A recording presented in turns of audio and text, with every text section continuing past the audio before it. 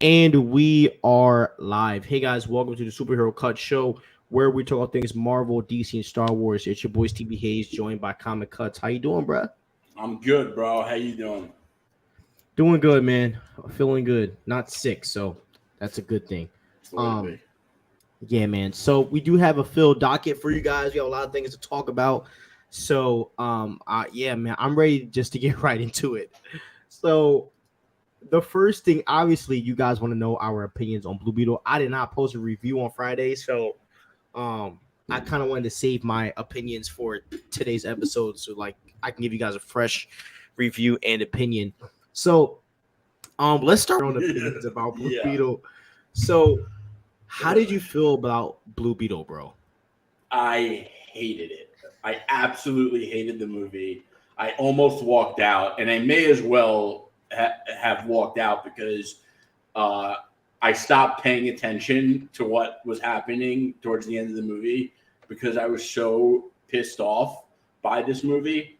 First of all, with the everyone kind of hating on like comic book movies lately, especially DC, like if you're putting out a DC movie or a Marvel movie, because Marvel's getting their hate right now too, the way I see it is you have a responsibility to put something out that pushes the genre forward.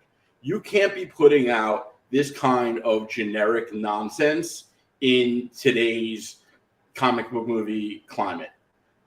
Full stop. Like, if you want to put out something like generic, I guess at least make it good, but like, the good comic book movies that stand out in today's climate are not generic. They push it forward. They do something different. They're usually innovative in some kind of way. This movie was none of that. And I know people are going to say, "Oh, well, his family knew he was the Blue Beetle from the beginning." Like that's different. It wasn't different enough to make me like this movie.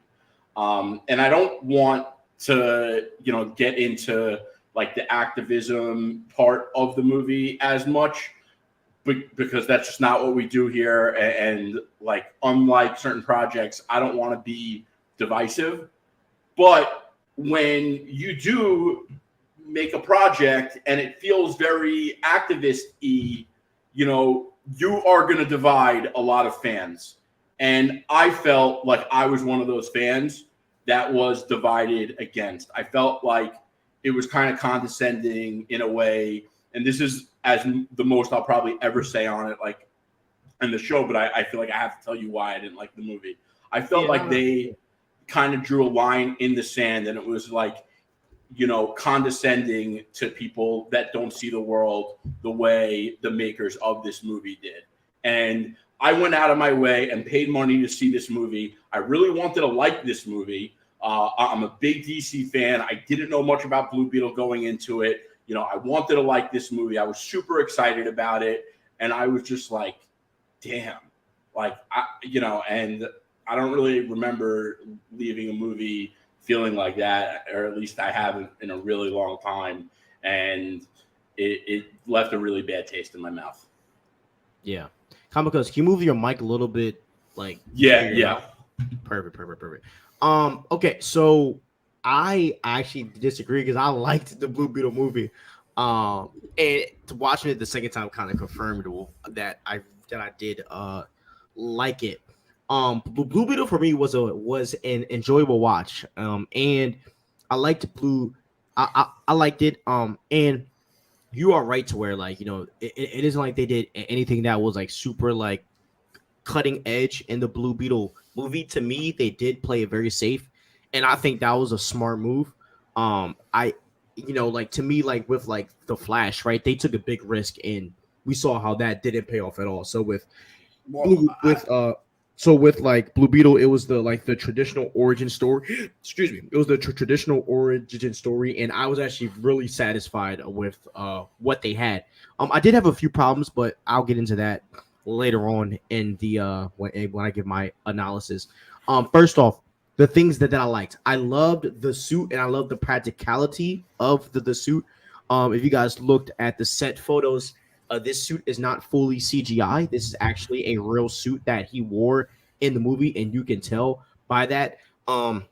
You know, if you guys don't remember, in Smallville, there was a Blue Beetle suit that was legit terrible and garbage. And you know, I've always had mixed feelings on how they kind of portray the Blue Beetle suit in TV shows. My favorite variation of the Blue Beetle suit was in Batman: Brave and the Bold, the TV show. That was probably my favorite Blue Beetle suit. So I actually really did like the suit. I also liked how like the suit kind of came on him, like to whenever he wanted to suit up, like all of his clothes would dissolve, and then he would, and then his eyes changed color yellow. Very, very detailed in the way that they did everything. I also like the fact that they didn't dig too deep into the origin of the scarab, because what most origin films do that makes which makes origin movies boring is that whenever a superhero gets powers, they want to dig into the origin of those powers. That's a big reason why I don't think the Green Lantern movie worked with Ryan Reynolds, because what happened in that movie is they spent all the movie talking about like Oa, and it's like, bro, we don't care about Oa. All the fans that are watching this know the origin. Like, just give us Sinestro versus, you know what I mean? And so they kind of glossed over that, and my guess would be that is if they do the second film, then they would dig more into the origin, because they're probably going to bring the other Beetles, because there's like a gray one, and there's just so much stuff that happens in the comics with the blue Beetle stuff. So, there was a lot that that they're probably going to put in the second one if it comes out. But I mean, as in the plot of the movie, I mean, it was fast. It felt very fast. The villain wasn't that like great. I do think he played the role that he was supposed to in the film, but it isn't like if I was to compare Blue Beetle, to me this is a better version of Shazam 1. And as much as I hate Zachary Levi, this, I can't stand the guy. He actually just pissed me off earlier, which I'll talk to you about maybe later on in the episode. I can't stand Zachary Levi, bro. I know. I want to drop kick that man. Oh, dude, I really don't like that guy, bro. We don't condone violence. Bro, Zachary Levi pisses me off. Anyway, it's time for another day. But so, yeah, the villain was like this dude from some Spanish speaking country, and he like his body got blown up. It's a wild story. But I mean, I think that the final battle was dope. I like the actor that played Jaime. He was also the main character in Cobra Kai. I liked his girlfriend. She was bad. She fired. I think she was the breakout. Like, she was really good. She was, I think, had the best acting in the entire movie. She was really good. Yeah, I think her name is like Bruna Marquez or something like that. Yeah. She used to date Neymar, the soccer dude. Yeah, dude, and they like had a really bad fallout. But anyways, so yeah, I think she was like a really big standout. I really like the whole plot around his dad dying. Kind of made me get my feels about Spider-Verse, because we know that Miles' dad has to die. Like it kind of gave me those vibes when he literally went into cardiac arrest on the side of the street. That was very side note, big spoiler if you're gonna read the Miles Morales comics, but his mom dies in the comics, like in the origin comics. I was like kind of thrown off like that because I'm expecting Aaron Davis to die. If they do that, what if his canon moment in the movie is his mom? That would be fire. That would be crazy. That would be, bro. That would be a freaking, oh my god. That would throw fans. That would mess up every fan, bro. Yeah. Especially because, like, before I ever read any Miles comics, all I've known from Miles, other than him being featured in team ups, are Spider-Man, PS5 Miles Morales, and Into the Spider-Verse. So with those two entries, Aaron Davis dies in it looks like he's going to die in the Spider-Verse series. He died in the PS5 game. No one mentions Rio. And then I'm reading the comics. I'm like, wait a minute, That would be nuts. Yeah. So, but yeah, so I mean, as I said, it's literally the regular hero's journey. Like one of the parents die, and I like seeing the cosmic realm. Looks way cooler than the quantum realm. And as I said, I love the fight choreography. I thought that the fight choreography was really good. As I said, I think there were a lot of positives with the movie itself. And as I said, I personally just enjoyed the plot. I didn't even peep all of the stuff that you hated at first. And then when I saw it at the same time, I was like, oh, I see. You know what it is, and this is what I tried to tell you, like when we spoke about it on the phone, is it's it's subtle, but those subtle hits are happening the entire movie. Oh yeah, well, yeah. Yeah, because I remember when you said because she was a woman or something. And I was like, oh yeah, well, you know, so yeah, and that was my big one because it was like, you know, he was like, oh, that sounds sexist. She was like, I know, right? And it was like, obviously everyone thinks it's sexist, and it's crazy to call that sexist considering Vicky Cord is like a murderous psychopath, and that I didn't like too when they were like, she's a murderous psychopath billionaire, and it's like, what's wrong with being a billionaire? Yeah, you don't want to be one. Get out of here. Sorry, hold on. Yeah. Hold on. Let me just comment on that part.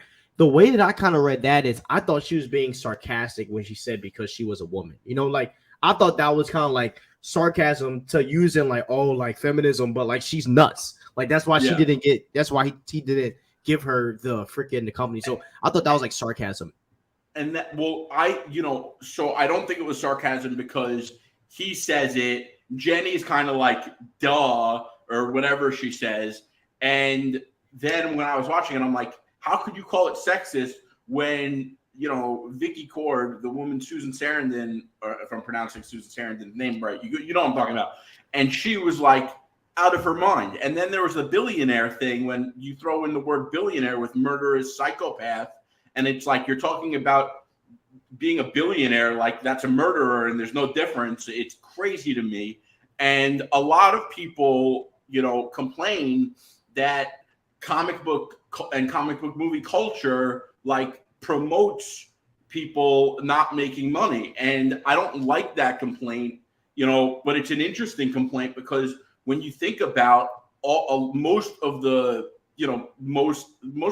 famous superheroes, a lot of them don't have a lot of money, like other than Batman and Iron Man, who they have their own problems too, and I think it's cool about Spider-Man because that makes him relatable. But like, at some point, people need to address these things.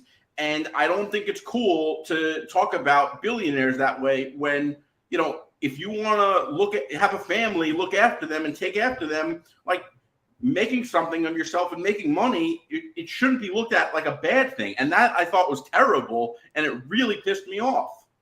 So playing devil's advocate, right? Because obviously we're not always going to agree. So my combatant to that is that if you're mad about that, then you should be mad when in Avengers 1, when they asked Tony who he is, and they were like, he said, I'm a playboy. Like, he said, I'm a billionaire, playboy, philanthropist. Would you consider that the same as them calling her a murderous psychopath? No, and that's I don't agree with that complaint about comic book movies and comic book culture. I love this culture, and I'm someone who works very hard. I have a pretty good career. I take it very seriously. And I think everyone should. Like, you shouldn't just go to work to, if you have a clock in job, like to clock in and clock out. Like, that's not a way to live your life. And did you also have a problem at Ant-Man when the when Yellow Jacket is the crazy billionaire scientist? Like, because I feel like the crazy psychopath billionaire narrative was all over the early Marvel phases with Obadiah Stane and all these other people. So do you get that same energy? So I didn't hear this complaint until recently, and I've been thinking about it more. And when those Marvel movies came out, it wasn't something that crossed my mind. But I also think that in today's America, like, it's becoming a bigger and bigger problem where people are looking at wealth like it's a bad thing, and like you're evil if you're wealthy or successful. And I think that's horrible. But I feel like but I feel like they don't entirely do that, because I mean, when you think about the other, like when you think about what is the girl's name? Jenny Cord. Yeah, when you think about Jenny, she's also portrayed as the billionaire chick, but she's not evil. Like, so like, she's not. But she's kind of like the odd one out in the business. She didn't have a serious job there. She's not the one who came up with the company and built it and made the money. Her dad did. You know, her dad did, not her. It's a big difference. You know, so like, but then in the end, she becomes the CEO. So doesn't her becoming the CEO in the end like contradict your point or no? Not really, because they still talked about being a billionaire like it's such a bad thing. And it wasn't that one line. The entire family's outlook on people with money was like, oh, you know, they're evil people. That's how it was treated throughout the entire movie. I don't know because so I think and I think there were some jokes against capitalism too. So I only disagree because I feel like Jaime was trying to get like bread, and no one really looked down upon that. Him trying to grind to make a way for himself, which is interesting because his motive was great. Like, you know, my family is suffering. I want to make money to take care of them, and like that's like the purest motive there is to make money. You know, and it's like I don't know. Listen, there's a lot of different views on making money in America in 2023. But let me ask anyone who thinks that way: is there any honor not being able to put food on the table for your family?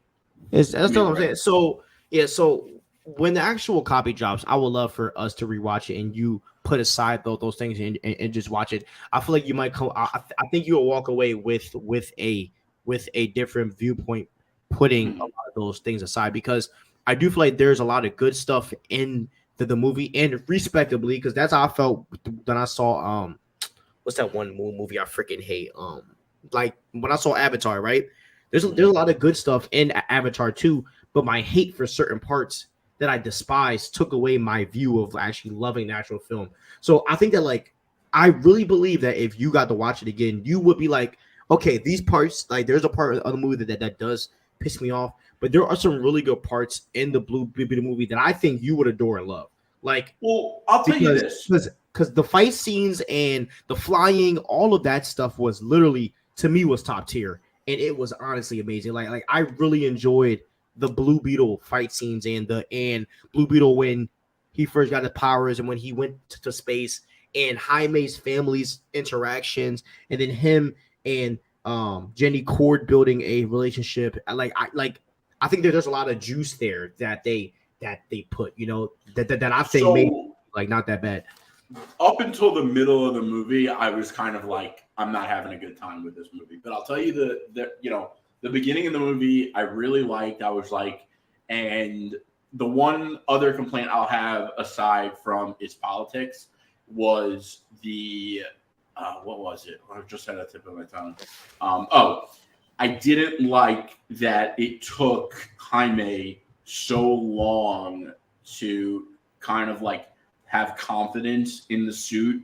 And it really wasn't until the final fight scene, like, but he kind of played this out of like, and I get it, you know, obviously he wasn't expecting the scarab to choose him and him, you know, gain these superpowers. Like, obviously there's going to be a learning curve for anyone, but they could have, you know, kept that to the first two times he put the suit on. But it felt like up until the final battle scene, his, you know, first trial in the suit was taking kind of went throughout the entire movie.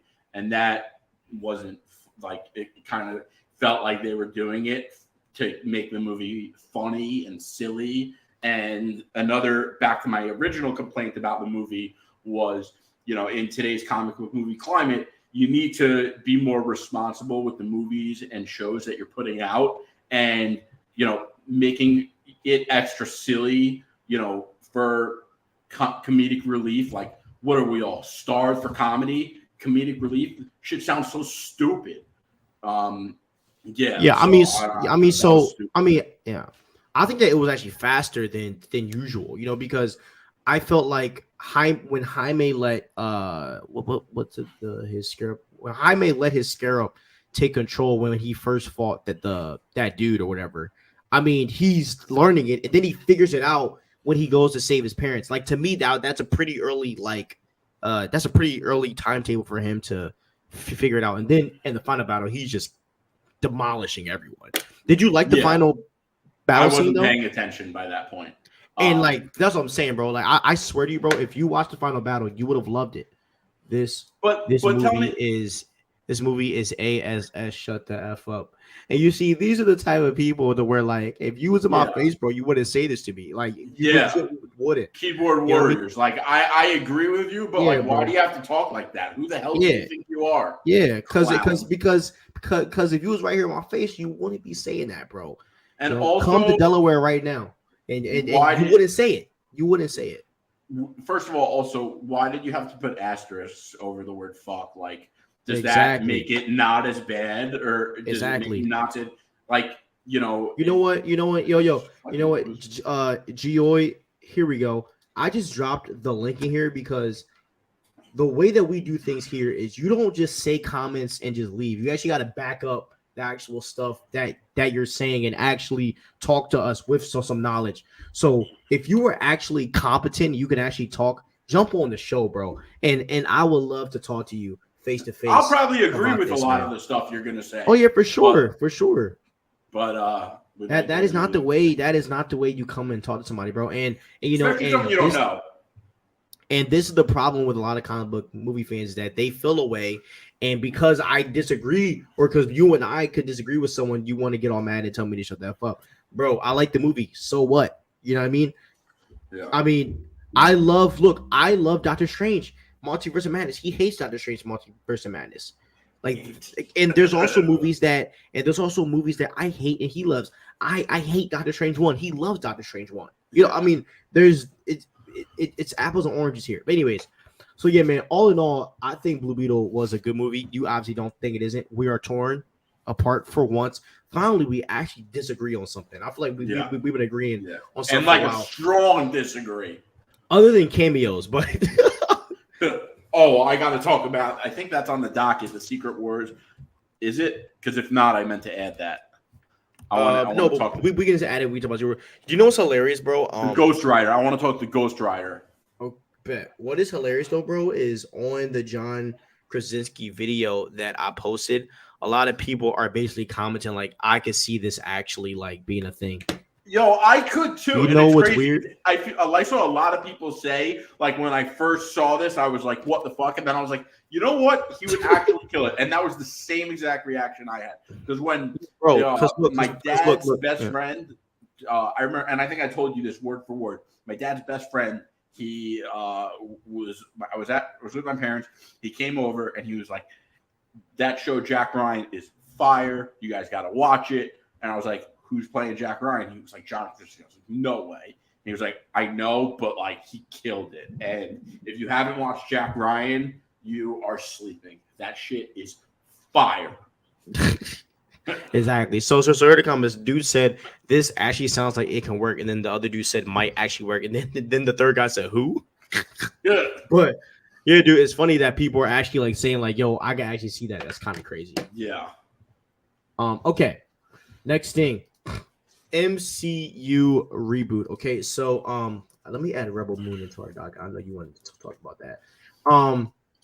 Okay, so MCU reboot after Secret Wars. So there's a big, and Den of Nerds literally just posted a video about this like 20 minutes ago, talking about that there is plans for Marvel to do a soft reboot after Avengers Secret Wars. And obviously, if you guys will know, Avengers Secret Wars is going to be one of the biggest MCU projects. I think this whole Secret Wars stuff and the Battle World stuff might span probably a phase. And then after that, we're going to get probably another big Avengers movie. And then we're going to go into, this new MCU. I'm gonna get my 2 cents about the reboot, and then we'll get into what Comic Cuts has to say. Obviously, one of the main reasons why they're talking about this reboot is because after Secret Wars, we're going to begin the dawn of the mutants, which is our X-Men. And apparently, obviously right now we are not in the 616 MCU timeline, right? We're in the Earth 19999 Earth. And I believe that we are going to be going from that Earth to the actual 616 Marvel universe in live action. And I also believe that this could be happening because, I think that we are going to be getting a new Iron Man, a new Captain America, and a bunch of newer characters. Because just being honest, Robert Downey Jr. is about to be 60. Chris Evans is in his 40s. He's getting up there, and so they're going to need new actors and new characters. And as much as fans hate it, you got to treat the movies like comic books. When you're doing a connected universe, you're going to have to restart. There's going to have to be new people, and hopefully at that point, fans are actually receptive, to actually seeing that. So in my opinion, is the reboot going to suck? I don't really think it is because honestly, I'm kind of at the point to where like I got to live through the greatest time for superhero movies ever. We got to witness Iron Man 1 to Endgame. Like personally, I'm good. And yes, and what would make it even better is I wish that we got to see them with the Fantastic Four and the X-Men with those actors. Obviously, we did not, but but like if they do start over softly and we get like actual like real Marvel universe with the X-Men and the Fantastic Four and the Avengers where everyone coincides in one universe, to me that's a win. And I honestly would be very excited to see how that would all work. But yeah, man, I'm not mad at that idea. I think fans are going to be pissed, but I believe that if Marvel Studios actually like ups their quality, which is happening because I don't know if you heard this comic cuts, but there's a big rumor going around that after that Daredevil is going to be the only MCU show that is going to stay on Disney on the Disney Plus slate. Yes, so basically they're going to put out all of these shows because they've already been filmed, and obviously they want to. I hope we get Spider-Man freshman year. I want Spider-Man freshman year. No. I'm talking about live action. Oh, okay. Yeah, so and I want What If. Yeah, so basically the rumor is that like the animators are safe, but apparently like all the live actions, the only one that's going to be going is Daredevil, which I actually like because Daredevil is the only show that would have worked on Disney Plus from the start. So that's kind of the plan. But hey, man, I'm not against any of it. How do you feel about doing a soft reboot after like the big Avengers Secret Wars, shebang with all the characters stuff? I hate it. I absolutely hate it. I think that we lived through the greatest era of superhero movies, and the problem with the reboot is that once you reboot it, it's going to be compared to the first few phases of the MCU, and it's just not going to live up. I mean, it took so long in the James Bond lineage to have an actor that a lot of people really do believe was better than Sean Connery. Sean Connery Bond movies came out in the 60s. Casino Royale came out in 2006. And up until then, nobody compared anyone to Sean Connery. And I don't think that a reboot, you're going to ever have people I don't think you could recast Iron Man. I don't think you could recast Chris Evans, Captain America's Chris Evans and Iron Man's Robert Downey Jr. with anyone that is going to even be comparable. So I don't think you reboot it. I think you keep it as is. And by the way, the other reason why I think this is complete BS is because the Fantastic Four movie is set to come out like within a year or even less to Avengers Kang Dynasty, which is said to be a year before Secret Wars. So we are not getting a brand new Fantastic Four cast, and then within the next 2 years later, they're going to be like, yep, it's over. That is not happening. They want to do a lot with the Fantastic Four, and they're not going to reboot everything after introducing the Fantastic Four. It makes zero sense. It's a stupid move. What they're going to do is they're going to bring in the Fantastic Four, and after Secret Wars, we're going to get the mutants, and we're going to get the mutant saga, and I hope we get the Hickman mutant saga along with Chris Claremont. I know most people are probably going to want Chris Claremont, but Hickman is the GOAT. And listen, there's no way they're going to be like, okay, Secret Wars, that's it. And this 23-year-old kid you've never heard of is going to be the next Iron Man, and everyone's going to compare that kid to Robert Downey Jr. No way. I don't buy it. Yeah. So when I think of soft reboot, I just think that I don't think that everything's going to change like 100%. I just think they're just going to bring back characters somehow through the multiverse or something like that to kind of fill the roles. And and I just think that like with when it comes to castings in general in the movie business, it's hard because you have these roles that you like want to live up to. And in my opinion, like if you need Iron Man, then you got to get somebody to play Iron Man. Like there's no other way around it, you know. Right. So like you know what I mean, and that's just the sucky situation is that we got blessed with like the best possible people to Yeah, do. yeah. But You know, certain characters are like so difficult to cast. The best characters, and that's why they are like the ultimate castings to get as actors. They're very difficult to cast for. They make a movie, everyone's talking about that movie, and it's the role of a lifetime that will cement you in Hollywood fame forever. I just listen, I think Tony Stark, Iron Man, is a very difficult character to cast, especially the way the MCU did it, because without the success of Iron Man, we wouldn't have MCU.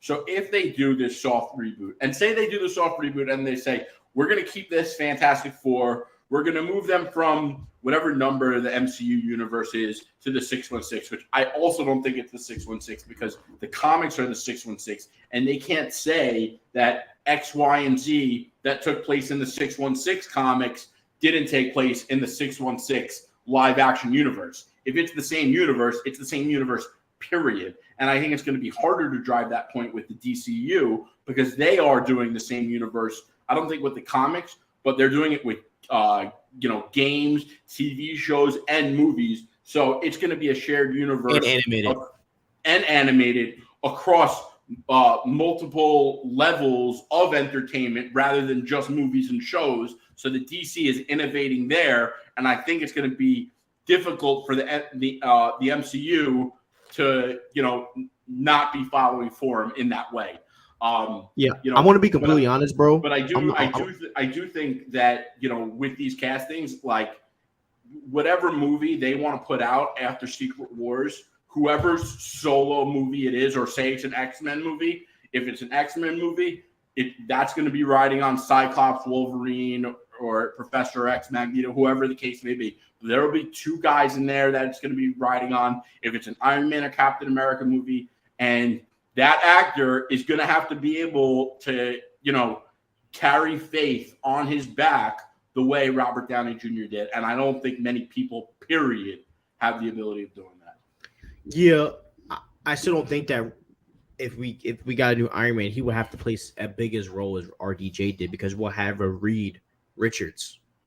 That's a fair point. That's a fair you know what point. I mean? And like there's just going to be because like the way that I see it is like they're going to recast these characters, but I think there's going to be other characters at the helm.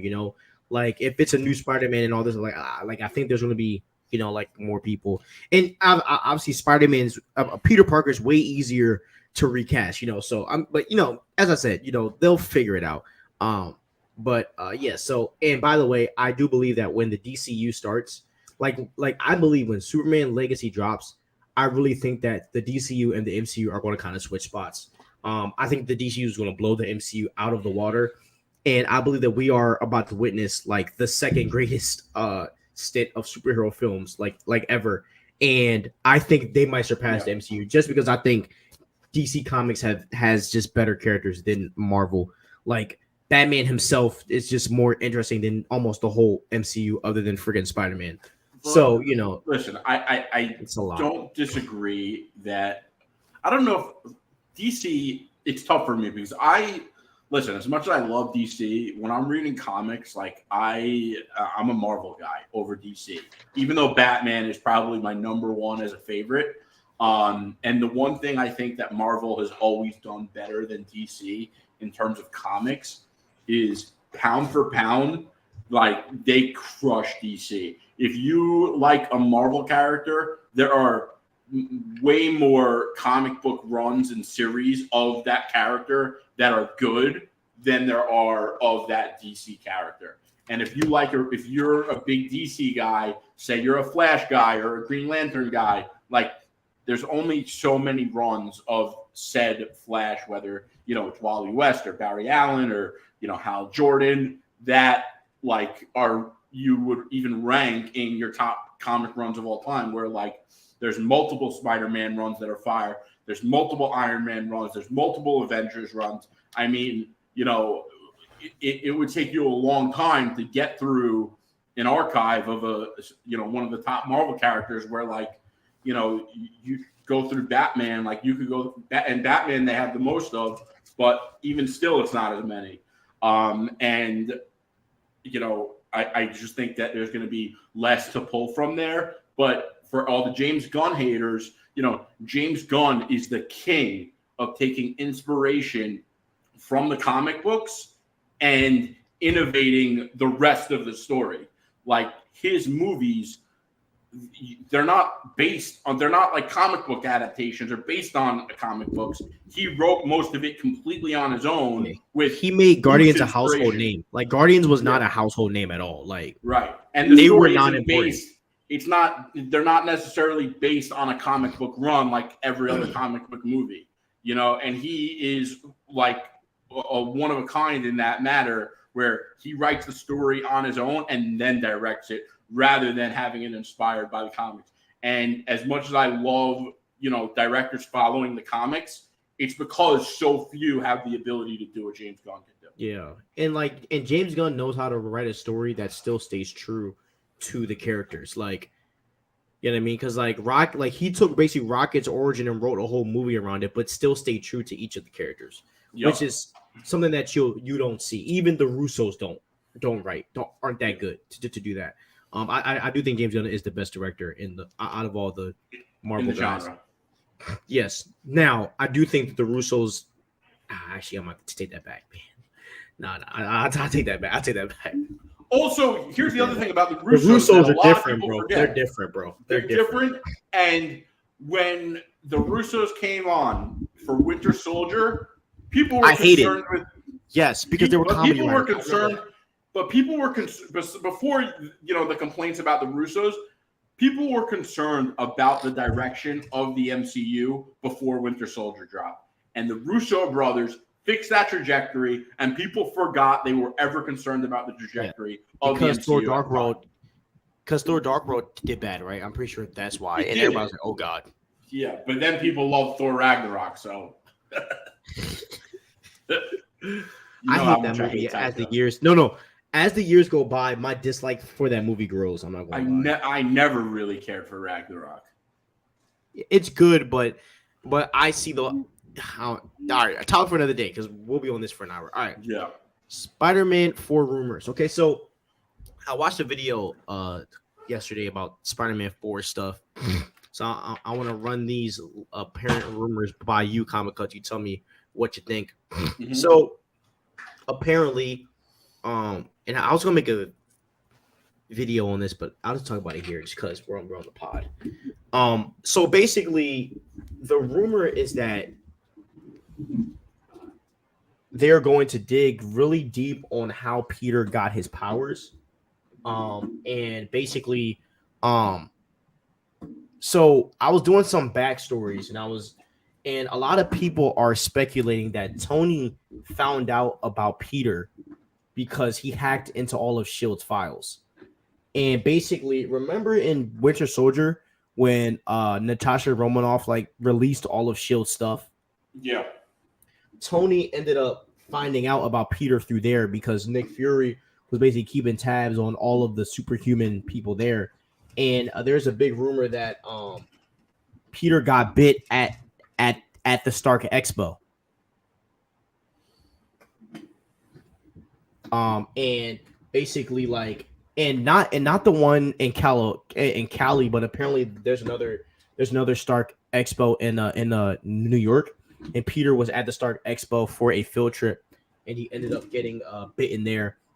And so but then there's another rumor talking about that Madam Web gave him his powers in the MCU. And I don't think that's true. I think that's cap. I think that a lot of people are just trying to put out those Madam Web rumors only because the movie is about to drop. But this is what I did hear about Spider-Man 4. Spider-Man 4, he's not getting the symbiote, and I'm actually happy about that because in the comics he first gets the symbiote in Secret Wars. So, and I actually want that to happen. I think that will be very true. to the story, which one I'm happy that Mark Webb, or not Mark Webb, whoever the director is, I didn't think he did the best job with Spider-Man after Homecoming. Anyway, it's time for another day. But yeah, so apparently they're going to do a really like grounded story, and the rumor is that Harry is going to come back is really like getting really hard. Like I mean, it's getting very like popular, and basically going off of the idea that Peter and Harry were friends, and Harry just moved away randomly, and now Harry's back. And I think that with Spider-Man No Way Home kind of exiting out Ned out of the story, I would love to see someone come back like a Harry Osborn to kind of give us that traditional Spider-Man movie. How do you feel about that? We're going to heal the world. No, I love. First of all, I love the Harry piece, and there's so many times in the story where Harry goes away. It's usually a secret reason because he's sick or Norman has something going on with him. But I love that. I'd love to see Harry Osborn back with Spider-Man. I think that the entire world wants to see a grounded Spider-Man story. And I think that a grounded Spider-Man story is like one. I think that the MCU is like one of the big things that they're missing, and they could really turn their, fanfare around really quickly with is street level projects. And obviously they have Daredevil coming out. Spider-Man is the perfect guy for it. He's already there. He's the number one Marvel guy, like in terms of popularity, period. So I love the Harry idea. I would love to get a grounded movie. But what I also like, I don't know how much I like the Stark Expo idea. But I guess if they're going to touch on his origin, they can't really have it be at Oscorp because Norman Osborn wasn't in their universe and he already came in through No Way Home, which is what it is. I'd rather them just leave it alone at that point. It sucks because it was great for that movie, but they pigeonholed themselves with the way they did it. And I don't want them to touch on, I don't think that that's something you play with. You don't play with Spider-Man's origin story. Like there's a lot of things you could do and change things up and tweak it, but like you do not touch his origin story. That's just like foul. And the other thing is about his origin and the way he got the powers. So I really, really hope that they use. So there's what I consider to be the greatest Spider-Man run of all time is the J. Michael Straczynski run. And in that run, there's a guy named Ezekiel. And Ezekiel is a really wealthy guy. He's got his own company, but he also has a spider totem. And a spider totem is like their token of spider powers. And he tries to explain to Peter, spoiler alert, for a while about his powers. And like it wasn't really an accident and you were chosen for a reason. And it ends up becoming like the sickest story ever. I really hope that they do something with Ezekiel. I've wanted to see Ezekiel in a Spider-Man movie for a long time. I also think that a lot of people are sleeping on Madam Web. Madam Web is actually a really dope character. There's a lot of really cool comics with her in it. And I think that people are overlooking it because there's not so much hype on Sony making the ancillary character movies, because they fumbled a couple of them. And they might fumble the Madam Web one, they might not, but she is a dope character that gets overlooked a lot. But I do think that if they're going to do something with his origin and the spider totem, the Ezekiel story is the way to go. It's kind of grounded, the concepts are a bit larger than life, so it could fit in with the MCU nicely. And as much as it would be cool to see him get the black suit in Secret Wars, I don't think you do the black suit in Spider-Man 4 anyway, but I would like to see a black suit Spider-Man movie. And in order to see that, it would have to come before Secret Wars because Secret Wars is obviously going to, if it is going to be the reboot or whatever the case may be, but there's a lot of cool Spider-Man stories to take from. And I think the J. Michael Straczynski is a really grounded run. There's a lot to go off of there. But I don't think they're dumb enough to touch the origin story and make it a Stark Expo. I think that's crazy, and it's like comic blasphemy. Yeah, and another really big part of the plot that apparently is going to be like the biggest thing is obviously Kingpin's going to be probably become mayor at the end of Daredevil, and the Spider-Man movie is going to touch on how Kingpin's like cracking down on vigilantes, and to me, that's going to make the best Spider-Man film of all time. Yeah, absolutely, and that's the thing, and that's the other thing about the street level stuff is like. Everyone's like, "Oh, Avengers! What's the next Avengers going to be?" Like, the MCU could do team up movies that aren't Avengers, like like Civil War, but that aren't the Avengers roster, like period. Like the story that Stevie's talking about right now is called Devil's Ring, and it's a Marvel comic event. I think it was like. It's like 2 years old at this point, so it's still really new. But Spider-Man's in it. I think it might have been Miles and not Peter, but they could change that. Daredevil's in it, Elektra's in it, Luke Cage is in it. Everybody. Yeah, and so my point is like they could do a street level team up movie and do the Devil's Reign storyline and like. That kind of movie would do Avengers numbers, and people would be talking about it like an all-time great. Considering it's done correctly and well, but it has the potential to be that. So, I just think that with the Avengers roster, no one's really excited about it right now. Like, I think street level is the way to go. 100%, bro. So yeah. Okay. Next thing. So. Obviously, we still been getting a lot of just rumors about Secret Wars. Rumors that Ghost Rider is returning in Secret Wars. Also read another thing with it that that a Ghost Rider project is on the board for Marvel Studios. All I gotta say is why Ghost Rider should have been on the docket from Marvel Studios. Ghost Rider is a very popular character. This is another hero that could rejuvenate the Avengers roster. And I will be completely honest, like, if I was in Marvel Studios, like, there's so many other groups of heroes like the Midnight Suns and other characters like that. Hey, look, you're thinking about bringing Hugh Jackman back? Put that man with the Midnight Suns. Now, that would be a wild movie. You know what I mean? You want to have a multiversal thing? Give me a multiversal Midnight Sun. Now that would be nuts. You know what I mean? Bro, like imagine if we had Wesley Snipes with Hugh Jackman and like that would have been crazy. How I'm against the like I'm really against the retro cameos. Yeah. I mean, you are, but not me. But yeah. Man, I mean, but the only catch is this. I did hear that they're not bringing like a old Ghost Rider. Apparently this is like a new casted Ghost Rider because they're going to basically like use this to try to like catapult his next movie kind of sort of. So but yeah, so I'm all for Ghost Rider being in the MCU. I think he should have been in earlier, but I have nothing against it. How do you feel about Ghost Rider? If as long as it's like a new Ghost Rider, I'm more than okay with it. Whether it's Johnny Blaze or Robbie Reyes, is anyone's guess. But here's the thing: when it comes to like Nicolas Cage, Ghost Rider coming back in Secret Wars.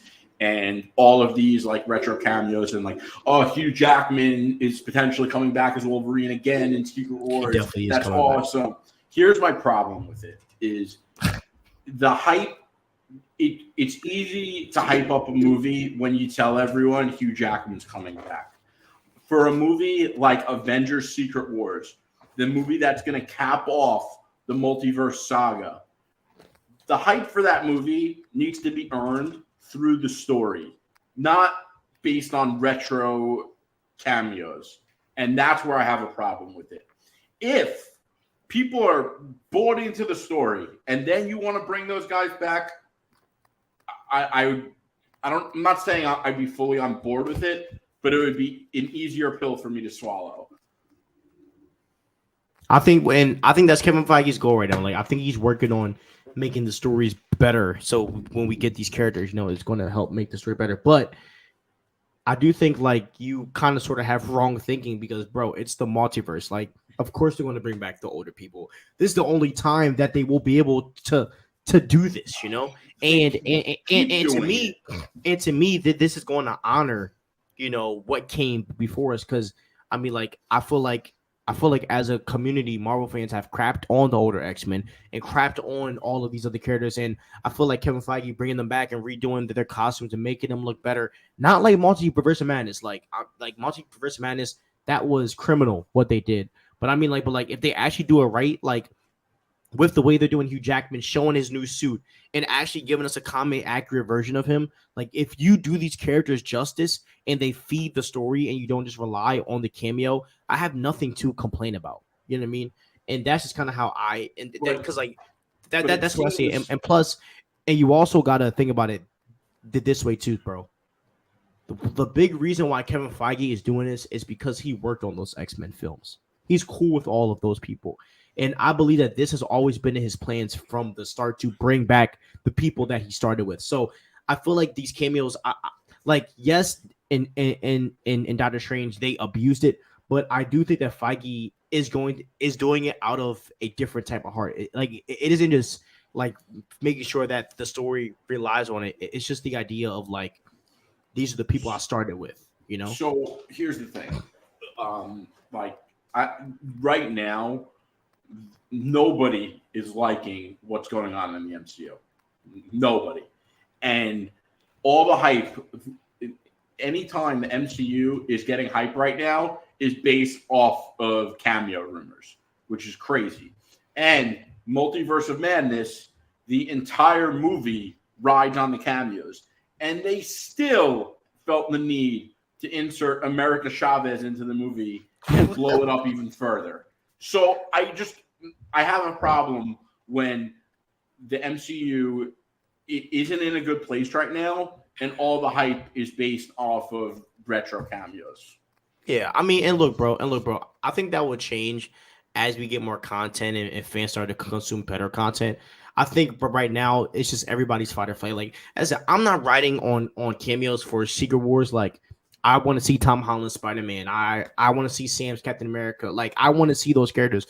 I'm honestly more excited to see Tony and Steve come back. Actually, like more than like Hugh Jackman and Nicolas Cage. Like I think those I really think those cameos are going to play a smaller piece to when we see RDJ and them come back, because I believe that RDJ is coming back in Secret Wars.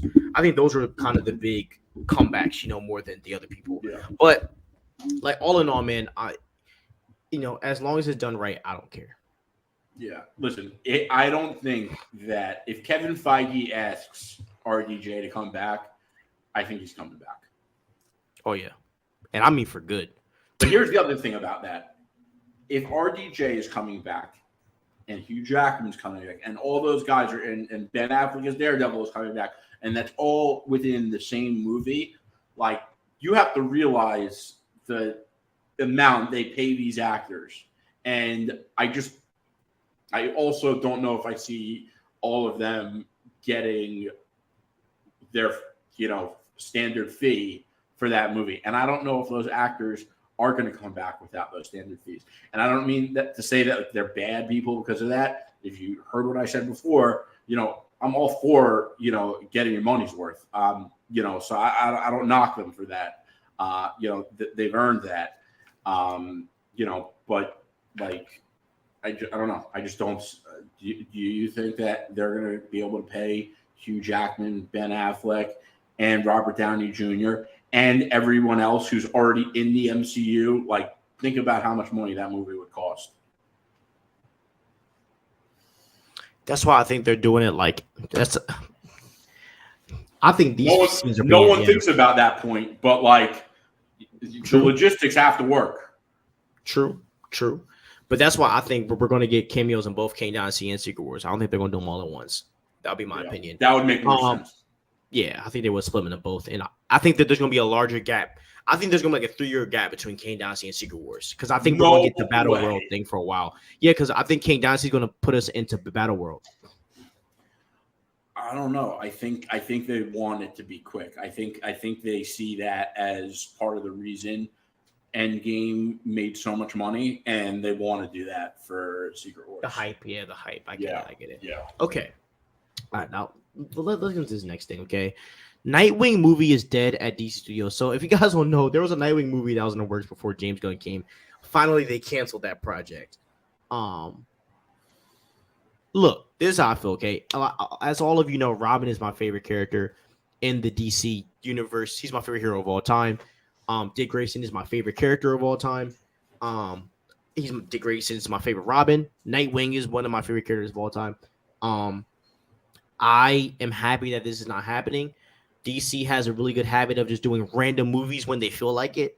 And Nightwing should never have his own movie. Nightwing should be introduced alongside Batman. Okay, so I would love a Nightwing show or something like that. That's really good quality because HBO does that. But other than that, man, I'm totally cool with a Nightwing movie being dead. I don't think there's much that you can do with a Nightwing movie. I do believe that there's a Teen Titans movie that's going to come in the years to come. Put Nightwing in that. I think that'll be dope to see a live action actual Teen Titans, not the crappy show that we got on HBO Max, but to see actual Teen Titans movie where Nightwing, is the leader like we saw in the animated. Wouldn't be against that at all. But this is a good move, man.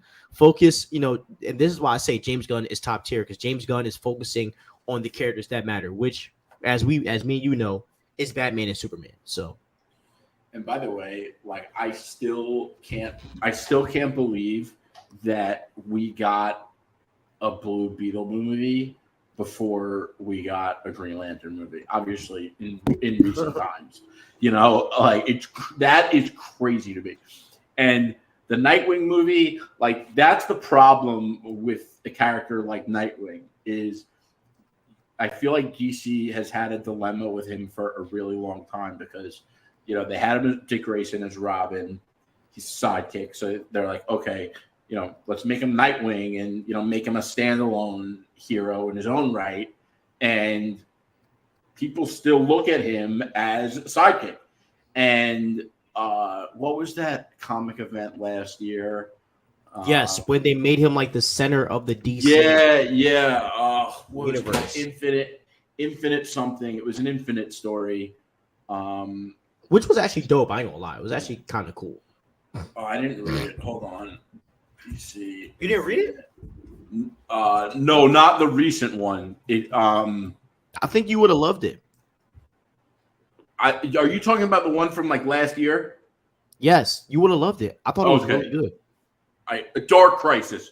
Yes. Is what it was called. Yeah. So I definitely got to check that out. But yeah. So when towards the end of it or something, I heard they made Nightwing the center of it, and they tried to make him their number one hero. And to their credit, there are a lot of people that do say Nightwing is their favorite DC character. Steve, you just heard Stevie say that. If you met my friend Bullet, who came on here one time, oh God, I miss character, but Bullet rides for Nightwing hard. He's got a Nightwing tattoo on his ass. No, I'm totally serious. I was about to say, he's gonna see this and go off on you, bro. I love Bullet. Oh man, yeah, great kid. But yeah, no. So there are people that say that, but you can't make a Nightwing movie until you've had you can't make a Nightwing movie until you've introduced Robin at the very least, and then Robin has to grow. And while Robin's growing in his own right, Batman is also going to be evolving because time is linear, right? So I just think that they are always going to have this dilemma, and I think it is probably part of James Gunn's plan with the DCU to fledge out these characters within the Bat family. And that's going to be really cool to see. And that I think brings us to, unless you want to say anything else, but I know we have some Batman villain talk on the docket as well, which if you know me, that's one of my favorite topics. Yeah. I 100% agree, man. 100% agree. Nightwing, obviously this was before James Gunn came into power, and I'm just not feeling a Nightwing movie as much as I love him. Now if we got a Bat Family team up movie where we get Nightwing, like all the Robins, give me that. But that would be crazy. We're like well, they're doing like Damian. So now that I actually forgot when I was saying that, they're doing Damian Wayne, which kind of indicates that if Nightwing is coming around into the DCU, it's not going to be for a movie. He has to be in that Batman movie. Yeah. Especially with Damian, they have a yeah. I think they're going to do a Damian origin with Nightwing in it. That's what I feel it's going to be. That would be dope. Kind of like the animated. Did you watch the animated movie Son of Batman? Yeah, fire. If they did just copy the animators, bro, I'll be fine. Yeah, seriously. Court of Owls. And they gotta make Talia al Ghul a baddie too. Like it gotta be something fire. You know who should play Talia al Ghul? Gal Gadot. She's Middle Eastern. That would be a good casting. Bro. Yeah. But it's probably not happening though. They probably wouldn't allow that. Oh, and we need Jensen Ackles as Batman, bro. We do. Yeah. Oh my god. Just give us Jensen Ackles, bro. Please. Seriously. Please. He could honestly probably be the greatest Batman of all time. I was thinking that too. I think he would crush it. But I don't we can finally put the Christian Bale stuff to rest.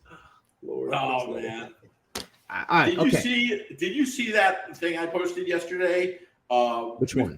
Christian Bale talking to Joseph Gordon-Levitt in the car with the bat. That was hard. It was all right. Oh, dude. You're out of your mind. All right. I know you caper, bro. Oh, I hate that movie. Okay. So I want you to leave this because I know you sent me some possible villains for the Batman 2. So I'll let you go. So I forget who I sent you, but like it was Bane. Bane. Okay, so yeah, I think Bane would be great. The best option is the Court of Owls. It's crazy to me that Batman, who has arguably the greatest rogues gallery of all time, and you have people online who are caping hard for Mr. Freeze and now Man-Bat. Yo, if I ever run into a Man-Bat story in the comics, like I always want to skip it. But thankfully it's rare because he sucks. So does Mr. Freeze, and the Court of Owls is arguably the Matt's best. Going to get pissed, man. Matt's going to get mad again. Let him cook me. Yeah. I have that tattooed on my ass. No, I'm kidding. I have no tattoos, but didn't y'all argue about that last week? I think so, but I don't know if I finished reading everything in the chat. Sorry. Go. My bad. Anyway, yeah. So for those of you that don't know what the Court of Owls is, the Court of Owls is a secret society that has been controlling everything in Gotham for a historic length of time. So they're the ones that are behind, Thomas Wayne's murder. They're behind everything. And in the comics, which, in my opinion, this is the best Batman comic of all time. Could be the best comic story arc of all time, period. But, Batman, I find out about them, and he's like, nah, they can't exist. He looks into it. He's like, nah, they don't exist. And then he kind of gets a hint of them again, and he looks into them again. And he didn't believe it because he was so flustered by the fact that there is a secret society in Gotham, a city that he believes he knows like the back of his hand, and they've been around controlling everything for such a long time that he is almost scared that he doesn't know who they are. And that was so crazy. And a secret society, I mean, come on. And you have people who want Mr. Freeze. And, Bane is also a really cool story in the comics too, because Bane comes out of nowhere, breaks everyone out of Arkham, messes Batman up, beats his ass. He breaks his back. Yeah, breaks his back. The iconic, picture. I don't know if you know it, but look it up. And there are a ton of other great Batman villains. I mean, you have Scarecrow, we already have Penguin, you have Joker, and it's crazy to me that people are arguing for Mr. Freeze. There's a reason that you never see Mr. Freeze and you never see Man Bat. Oh my God. It's because the creative artists who make these stories know that these characters suck, so they don't want to use them. Clip it. Bro, you really hate Mr. Freeze, bro. I hate Mr. Freeze, dude. I hate him. He sucks. Yeah, they are mid, bro. They are mid. I don't even have much more to say. You said everything I was going to say. Yeah. So that's Comic Cuts for you guys dropping knowledge. Also, here's the other thing. Like, when you're reading a long comic series, like that Batman, like, run, that story arc is, I think, 6, 9, maybe 12 issues. I forget. Yeah. But that run itself was 52 issues, okay? And when you're reading a series like that, you know, you're going to run into a patch or two that you don't like. So if I'm reading a Batman series and I run into a Mr. Freeze or Man Bat story, I'm pissed. Because, like, now I have to read this comic or few comics to get through it, to get to the rest. It's like, you know, you're watching a show and there's an episode or two that you don't like. If Mr. Freeze or Man Bat show up, I know I'm not going to like that comic, period. Yeah. You know, and that sucks. But the other thing, too, is like that comic series where Court of Owls were created was so good that there was only a couple issues I didn't like. And spoiler alert, if you're going to read the Scott Snyder run,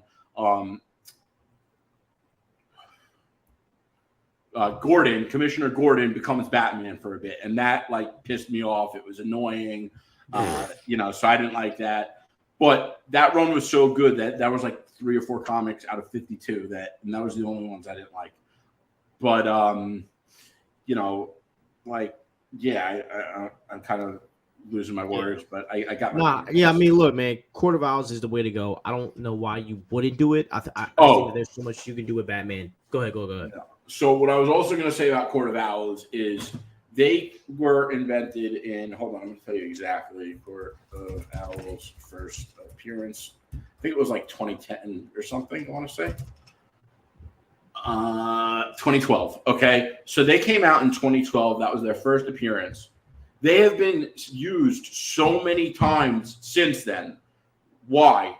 Because the creators who are making these stories, movies, video games, know how awesome they are, so they keep wanting to use them over and over again.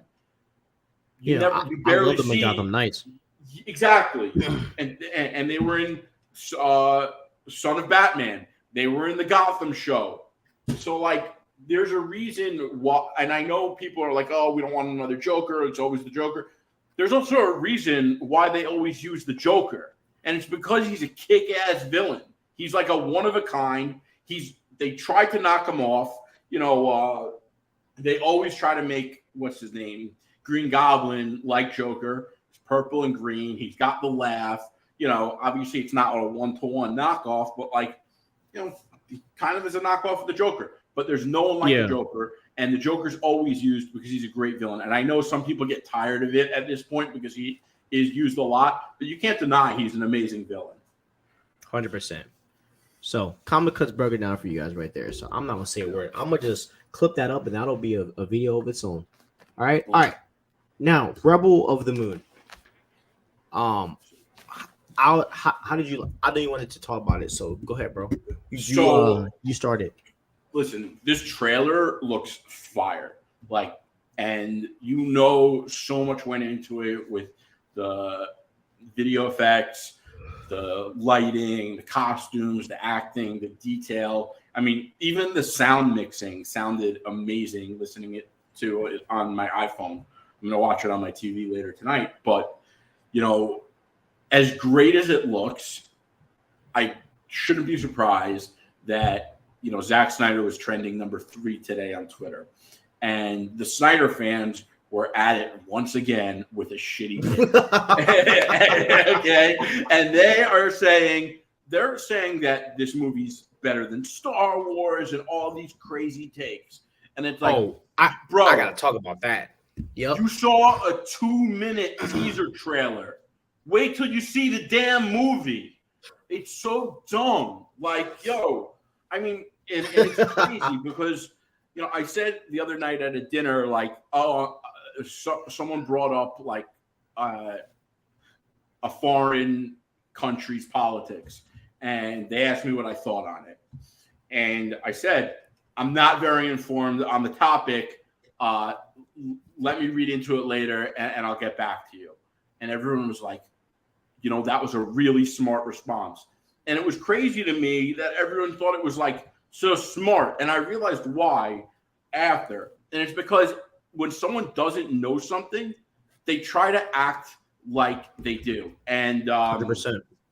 You know, and it's crazy. And I know in this case, everyone wants to act like, especially the Snyder fans who are like the most restless and what's the word I'm looking for? Most restless.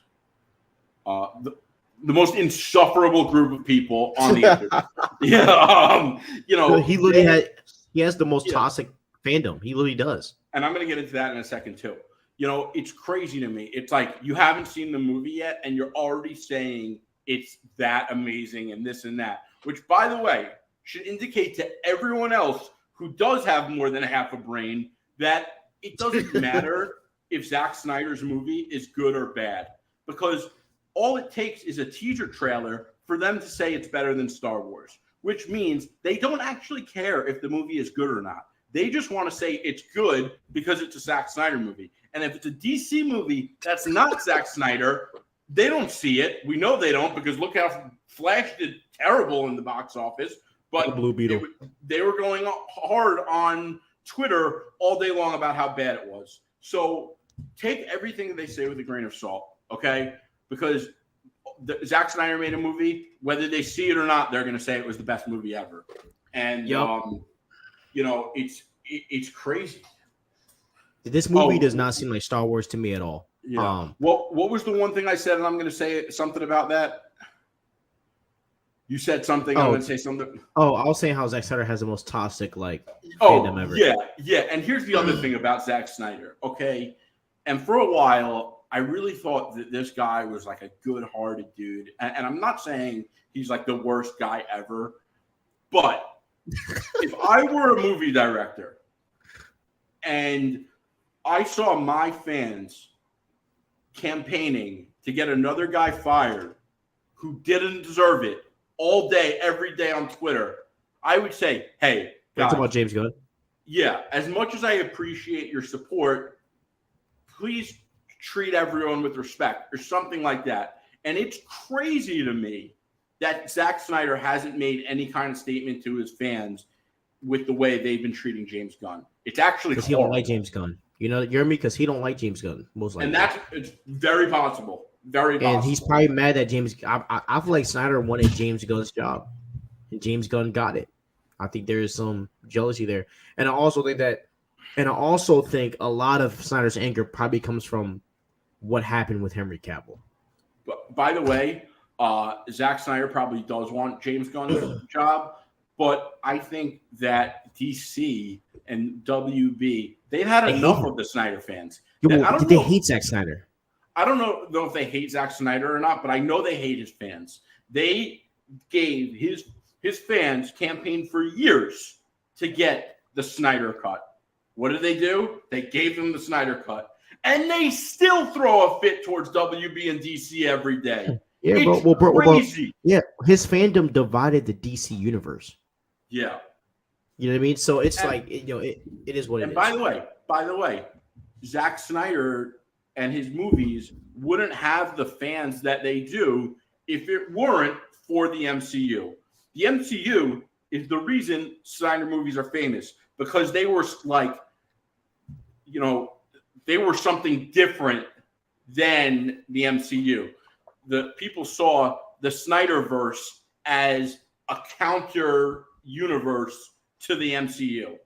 Yeah, but bro, what's so wild is that a lot of fans now want to justify BVS, but if me and you go back to 2016, that might be one of the most hated superhero films of all time. for that year. I love BVS. I really do. I think it's Yes, a great movie. I love but watching the majority it. of fandom, but the majority of fandom hated BVS, and you both know that. Like a lot of fans hated BVS. There were a lot of things wrong with it.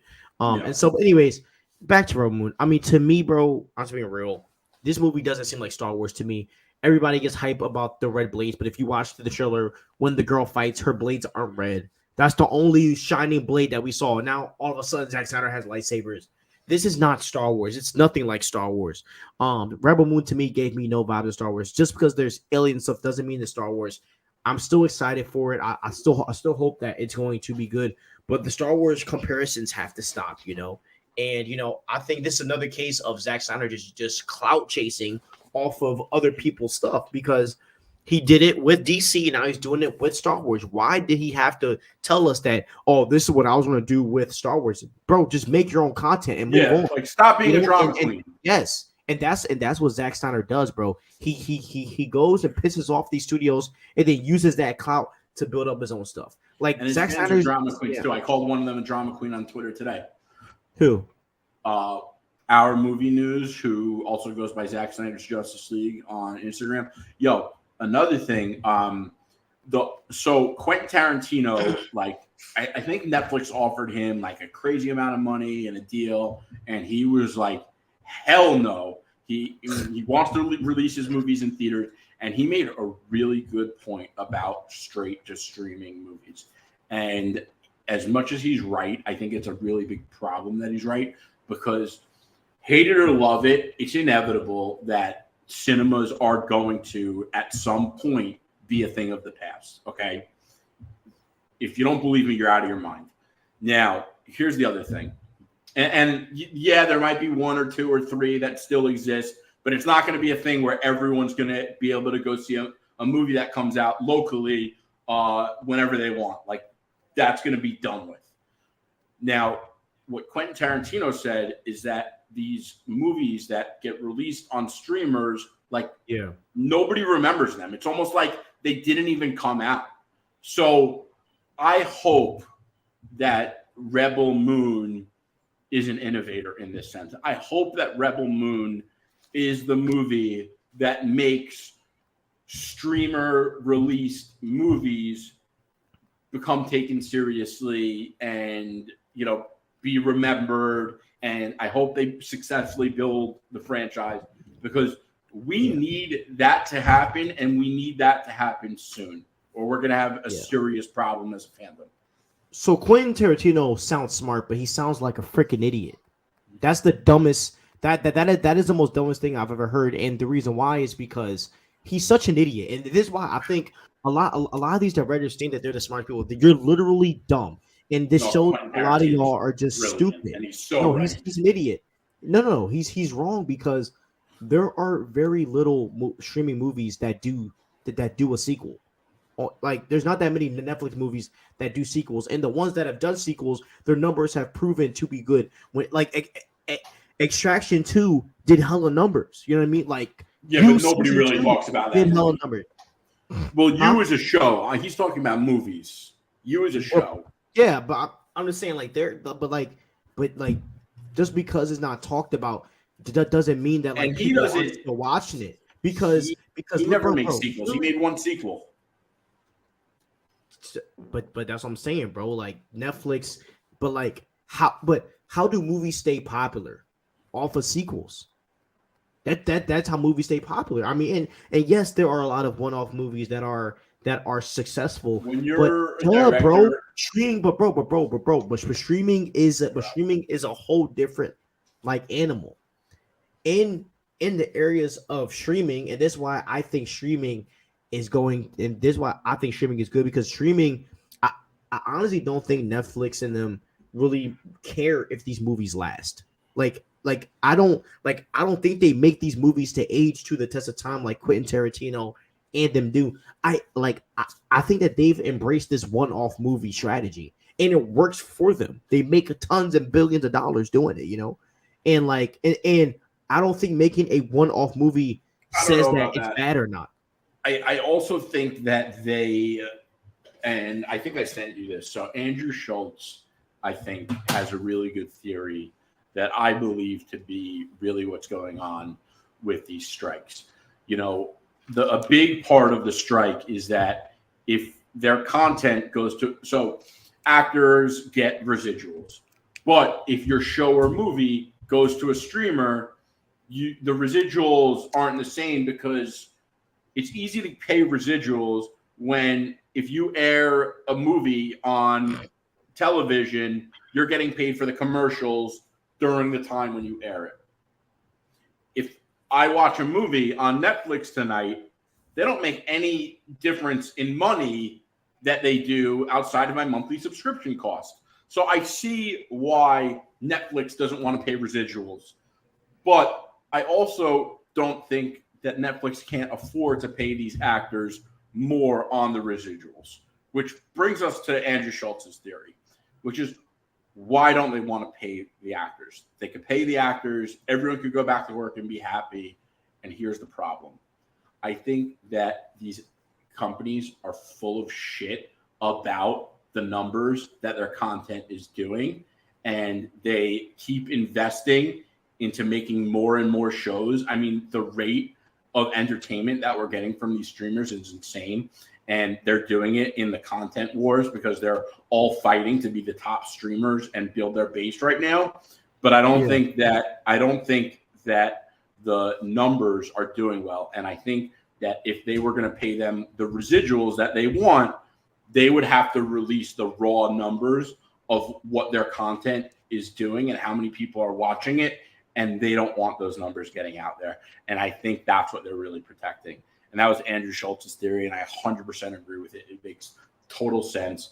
And, you know, I think that's part of the problem. And also, that's going to end. Crap. What? Bro, did you know that Ahsoka is out right now? Oh, yeah, I did. I figured it came out at 9 o'clock? Yeah. Oh, my God. I'm going to watch it right now. Oh, my God. I'm probably going to watch it tomorrow. I got to go. I need to watch this. Look, I love you guys. Have a good night. Ahsoka's out. Bye. We will be reviewing the Ahsoka episodes 1 and 2 maybe this Saturday. We'll see. What if you're free on Saturday? We're gonna talk about it. Yeah. All right, y'all. Have a good night. Peace out.